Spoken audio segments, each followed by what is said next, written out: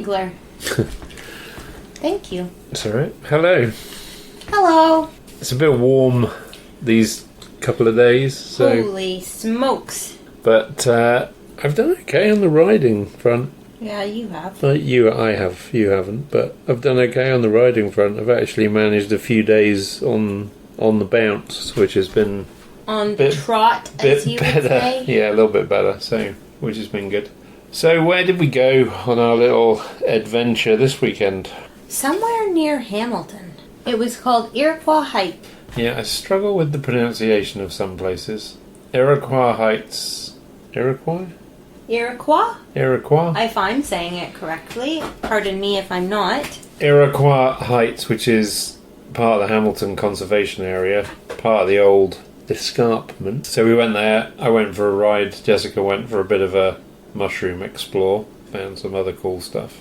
A little romp, as I like to say, and a hunt. Met a really nice man in the car park, and oh my word, I forgot about that until you just said. Yeah, I have his registration plate. I'm not sure what I'm going to do with it yet. May do something with it. He was horrible. But he unpleasant. Truly was an angry individual. Yeah, and definitely didn't want to talk to anybody his own size. He was much happier shouting at the people that were just trying to go for a walk. At the ladies, yeah. Which was unfortunate. But anyway, he probably tripped and sprained his ankle or something. Well, I have no words other than just what an upset human being. I feel a bit sorry for him, actually. I was going to say, you have to assume there's something really horrible going on in his world. With what he pulled, yes. But anyways... We tried our best. So, Iroquoia Heights is off of the Alexander Graham Bell Parkway, which is, I don't know what the road number is, 403. You have to go through a bit of a housing estate to get there. It's slightly bizarre, but it is on top of the escarpment, and it's interesting, I suppose. Shall I talk about trails a little bit? Yes, I can as well, the little bit that I covered as well, but I would say it was definitely interesting, like right as soon as you arrived. So you park in a parking lot that's on the edge of a housing estate. I know, based on our current experience, there's two parking lots. There's one which is kind of in a grass field, which was fenced off when we were there, but I think generally is open, and then there's a proper tarmac parking spot, which is where the showdown was. That is pretty... The showdown. It's pretty busy, to be honest. Get there early or go on a weekday. I think as well that the parking seems a bit strict. The four ladies we were talking to were saying they'd got a ticket somewhere else in the area, which I think is the same park authority, so I guess follow the rules. But straight out of the gate, you... join what I believe is an old railway line, and like a lot of trails that we ride off of that railway line is a number of blue trails that you can pick. And I mean, I did maybe 10 miles. We kind of explored, like we said, Jessica wandered about and I went for a ride. I didn't do all of the blue trails, but there's like a zigzag of trails that kind of goes from the railway line to the trail that's on the ridge and then back and forth and back and forth. And the trail on the ridge is actually the Bruce Trail. And then there is a black trail, which I found, which I rode up, not down. I don't know why, it's just the way it worked out. I was just about to ask, why did you not ride down? Because I went up the wrong one. I went up the black, thinking it was the blue, and then came down the blue. And the blue, I think, is called the Big Dirty or something. Great name. Yeah, and actually... I don't know, it's maybe 45 seconds to a minute of proper downhill, which I could have done 4 or 5 times, but I was a bit tight on time. And I wish I'd gone back up and done the black the other way, because I think that there's 2 blacks. I think the 2 blacks could have been quite a bit of fun, actually. So yeah, so that was my little poke about in those trails. I think the black is called Scream Feeder, is the one that's kind of the more interesting one. Scream Feeder? Yeah. Huh. Did it feed you any screams? I think it could if someone was coming the other way, probably.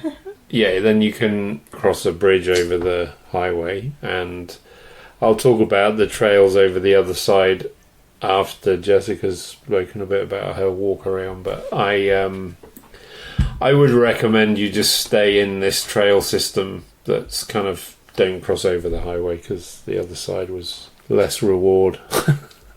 Right. So what did you discover then? Some historical interest things? Well, I did get to see some groovy little waterfalls. That was cool, and actually quite refreshing to stand under and cool off a little, as I was roasting hot, as it has been 1,000,000 degrees the last few days, and it's cooking in here, down here in the old peninsula. Neat little waterfalls, and one thing I did stumble upon, actually you saw it as well, was this rock sort of causeway, would you call it? Yeah, but it was like a walkway, but it had got like a bit missing, which was slightly interesting. Yeah, and you had to either hop across, or you could also kind of step all the way down and kind of climb back up. It was, how big would you say the gap was? 2 feet? Yeah, but, as a mountain biker, and it wasn't a bike thing, but it wasn't zero consequences. If you went off of it to the right, you were going all the way down the cliff, yes. Which was a good few hundred feet, I think. Yes, so that's why I give the option of going down then up, as you're like, yeah, it doesn't look like much of a jump, but when you're stood up there and you're kind of high up, and you think twice or 3 times about it. And the run out, if you want to call it that, like from a bike point of view, there was a tree across it, so if you did run and jump, you'd have to stop before you got to the fallen tree, which was maybe 8 foot after the gap, I guess. Yeah, it was pretty cool though, for sure. On the mushroom front, I saw a lot of pheasant backs. I hunted again for morels, and was even in a few spots or environments that really had all the things that I read to look for, and nada. But it might be, I don't know. I wonder if it's getting a little bit late now, but I do see other people still finding them. So that was also a bit higher up too. So if anything, I thought, later and higher up, they might still be popping up as opposed to low down. Yeah, I mean, does that make any sense? It's cooler up there. There's a constant wind, I suppose. Who knows? I mean, I'm so confused. Like, we've really looked for morels this year, and we've been to at least 2 places where they're almost guaranteed, and we didn't see them. And then you found a chunk in a place where you've never seen them before, and you practically have walked there every day. So true. I think if it's the right environment and the right time, you're going to find them. And I would also say, we have a little bit of conflict, which we've mentioned before. And the riding is excellent. I mean, you were on foot, but the riding is excellent for finding things and getting to places you wouldn't normally get to, and finding things you perhaps wouldn't normally find. There's a real kind of issue with particularly morels that are really well discovered. If you're looking for lobsters that are bright red and stick out of the ground, it's one thing. But trying to look for something that's really well camouflaged in those leaves, I don't know. There's one godsend, which is they're supposedly on the edge of the trails, which is where we're riding. But I mean, if you're the person riding the trail out front, leading someone else, or if you're on your own, you can't be looking down at the ground. You're going to hit a tree. I find it quite difficult. So I've said this before, but I've developed I only look when I'm going uphill now, because I can't do both particularly well otherwise. So. Well, I need to follow that a little bit, because I've started to look while I'm driving, and let me tell you, this is not a good idea, folks. That's car driving as well you're talking about. Yes. Yeah. Motorcycle too, but that's even more dangerous. You go where you look. Focus. Yeah. Focus. It's hard to switch it off once you kind of get your eyeballs going and your brain going. True. I always say it's a bit addictive. Yeah, just one more, isn't it? Yeah, just one more. Once you find them, it's just one more, and then when you don't find them, it's like, I've had enough of this, but then I'm going to carry on going. So. I have definitely noticed how childish I can be, like very pouty. I just want to find one. And then if I only find one, I'm This is so rubbish. sulky. I want to go home. Or I don't want to go home. So That's part of the fun, though. the other part of my ride, I crossed the highway and was on the Dundas Valley Trail, which is a cement trail which kicks you out into a housing estate, which is horrendous, to be honest. Even though there's cool names like Mohawk Meadows, don't be fooled. And the theory is you stay on this Dundas Valley Trail, and eventually, after urban bliss for God knows how long, you emerge on the Heritage Trail, which is then like a parkland and all green, and then that leads into some more green trails, the old black, but some more green trails, still kind of following the Bruce Trail. I wasn't looking at my phone all the time for trail forks. I got so confused in the housing estate, which is generally what happens, and turned around. There was a couple of Pheasant Backs in there, but it wasn't worth the effort. I wish I'd stayed the other side and done the cool trails a couple more times. So if you do go here and you go ride here, I think that's great. I would stay that side of the highway, don't go over the bridge. And then if you want to go and ride the green trails that are kind of in that sort of Dundas Valley area, I would go and park somewhere else. I think there's the Beckett Trail. I would go and park over there and just go and ride those green trails if that's what you want to do. Don't try and combine the two, because the housing estate slog really isn't worth it from my point of view. So did you land in the neighborhood off of the Bruce Trail? Yeah. Yeah, this is bringing back memories for me that years ago I was doing a little mini vision quest on a section near here of the Bruce Trail, and it was in the sort of Dundas Valley that you kind of have to cross through some neighborhoods and I got turned around and I had to backtrack like a pretty good little amount, and I just remember it was a faff, as you would say, and I was not pleased to be, I'm meant to be out on my vision quest in nature, and all of a sudden I'm in this housing estate and people are lawn mowing. Yeah, so maybe if you know your way around through there, that's fantastic. But if you aren't familiar, either, maybe have a little look at the map before you go, or maybe I'm just a bit incompetent at navigating. No, I think one of the issues is, if you do this, that if you go into this Mohawk Meadows, where the crossing is, the bike crossing, it all looks legit. So you come off of the trail, which is traffic free, you cross the road, and then there's a sign that says bike path, and there's two bike paths, and we ended up on the wrong one, so we ended up in Ancaster. Then we had to backtrack and then find this heritage trail, but through the neighbourhood it's not very well signed. It just says bike path, and there's already two other bike paths, so you end up on the wrong one. But those ones are neighbourhood bike paths, so they're linking like Ancaster to, I don't know, wherever the other place is, Mohawk Meadows, or Ancaster links to Ancaster Heights. Like, there are trails that are for the community. I see. And we're not interested in that. We're trying to get from one conservation area to another, i.e. one mountain bike place to another mountain bike place. So I ended up on a dead end. I ended up on a cul-de-sac. And nobody cares, but people are mowing their grass, and I ended up down some other like weird trail between two houses, which then was just a dead end. Anyway, and road crossings, and then it says that the trail's on the verge, and it's not. It's like on the other side of the road, and then people tell you because you're riding on the pavement, but you don't actually know where you're going. So anyway.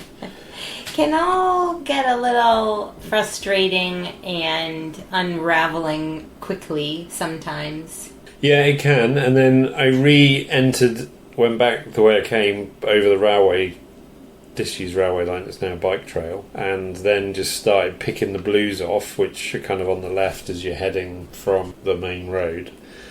And I did all of them. I just did one after the other, these like looping trails, and like I said, I wish I'd just stayed over that side, because even though it was busy and the car park was rammed and there's lots of people out, I didn't see anybody on those trails we were actually riding on, or I was actually riding on, which was good. So, as always, busy, loads of people in the car park, not many people on the mountain bike trail. So then, when I came back, we then went for a bit of a stroll down the other trail and found those cool waterfalls just below the car park. So I did want to just mention one other thing about Pheasant Backs. Oh, yes. Dryad saddles. So maybe this is already known to a lot of people, but for me it's kind of a new observation that, I guess I've never really noticed before, and it seems to be fairly consistent, and that is when spotting some of the larger pheasant backs, because if anyone is familiar with them, you know how huge they can get, size of your head, bigger even, like elephant ears. My goodness. Yeah, huge. So maybe not ones that big, but definitely ones the size of, say, your head. Don't just dismiss them as being old.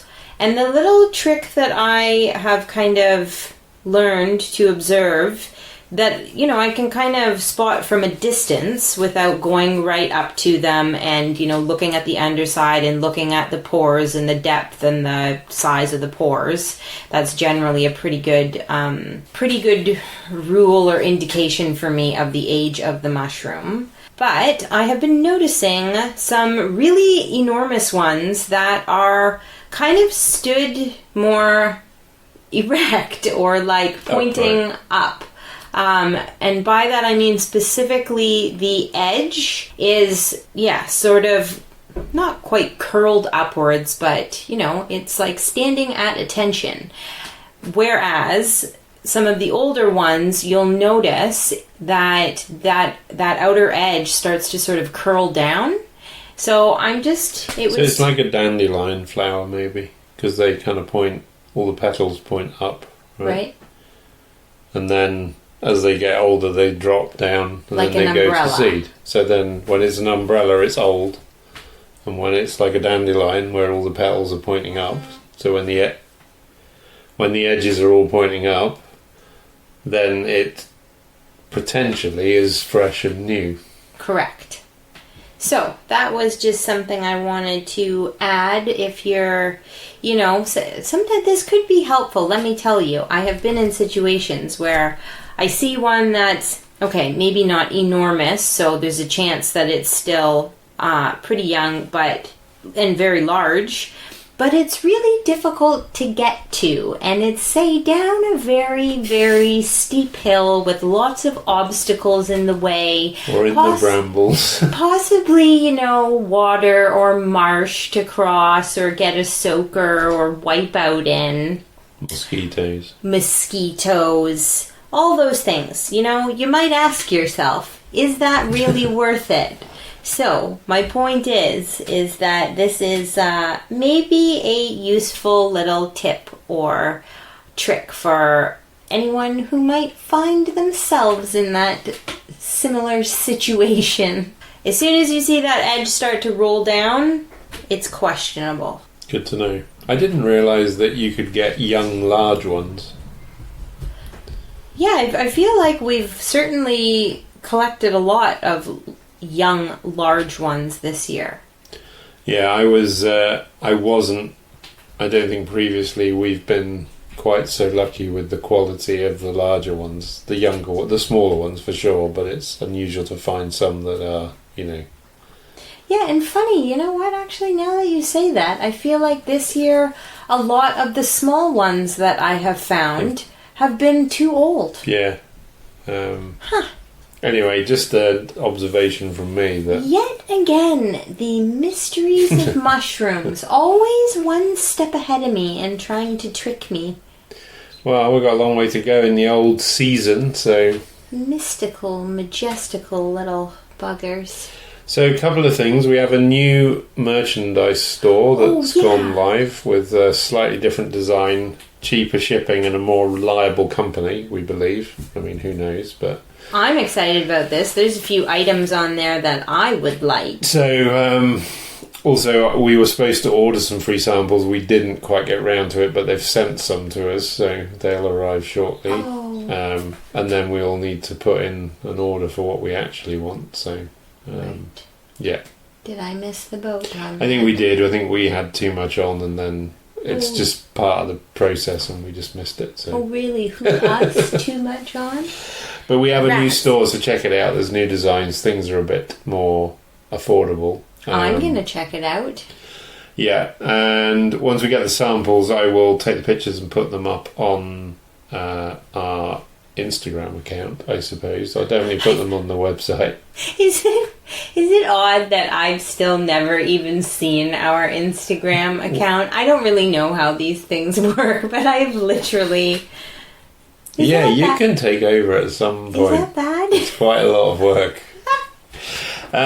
Whoops. So that's that. And then the other thing I've been contemplating, well, two things. One is we might start videoing the podcast after this one. So there'll be a video version of it on YouTube, because that tends to do a lot better for ad revenue and views. Not that we're worrying about that, but we're trying to grow our presence a little bit. Always. That's one thing. The other thing is I haven't discussed this properly with Jessica yet, but we have a Patreon site which I've never launched, which is where you pay to subscribe to watch video content. But I might miss that out and go straight to something called Substack.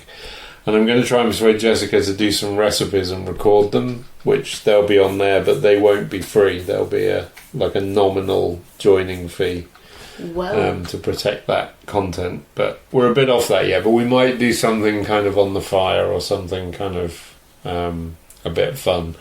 But it'll be a while coming, because it's going to take a bit of preparation, filming and editing. It might take a couple of goes. Jamie's got to prepare me emotionally, physically, mentally. Yeah, we just need to think about it. And we, as we mentioned, our garden. I mean, Jessica's planted loads of stuff a week or two ago. So if you're in moving slowly. If you're in the peninsula, come on down. We've got some vegetables. Yeah, we might do something on those as well. So, anything else you want to add? I think that I ate too many jelly beans, and now the loaf that I made with our wild ginger, I'm slightly less excited about, because I've had too many jelly beans. Oh dear. A bit sad. Never mind. Well, new recipe coming soon. Until next time. Get lost.